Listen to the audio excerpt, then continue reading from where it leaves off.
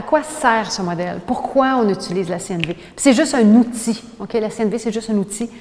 La raison pour laquelle on choisit de se pratiquer, de changer le focus de notre attention, c'est pour créer de la connexion. On en a parlé tantôt comme un des besoins.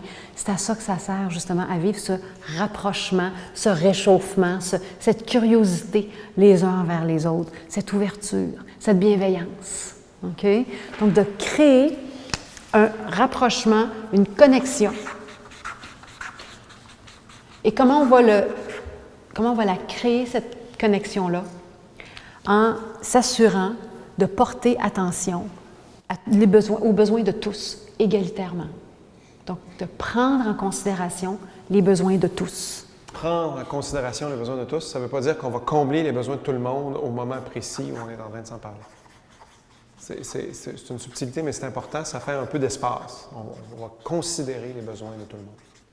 Alors, c'est comme ça qu'on va le faire. Et là, on commence à apprivoiser ce regard-là sur les besoins pour qu'on puisse commencer à se retrouver entre nous et prendre en considération, puis ça, on va le voir dans le dialogue, où est-ce que ça se place, comment ça se joue, etc. Mais d'abord, en prendre conscience et le prendre en considération de façon sincère. Imaginez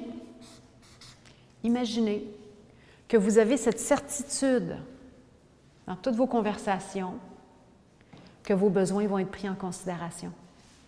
Faites juste l'imaginer là 2 secondes, puis regardez qu'est-ce que ça fait en dedans. Le bonheur. Le bonheur. Le feeling, le sentiment, il y a de l'espace à l'intérieur. Il y a une détente qui s'opère. Hein? Il y a une... OK. Et qu'est-ce qui relâche? C'est cette...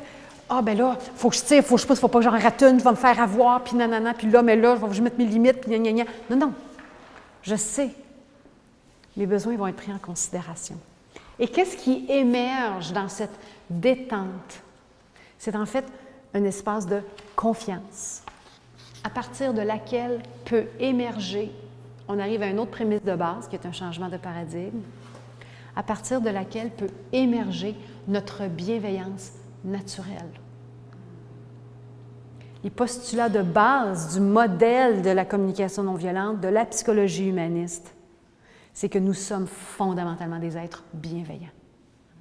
Et quand nous avons cette confiance que nos besoins vont être pris en considération, notre bienveillance, notre désir de nous assurer du bien de tous émerge et nous sommes faits comme ça. Le rêve ultime de Rosenberg, c'est qu'il y ait une masse critique de gens qui arrivent à vivre dans ça pour qu'éventuellement, ensemble, nous arrivions à créer et recréer et retransformer, si on veut, des structures sociales, des organisations qui soient vraiment au service de la vie.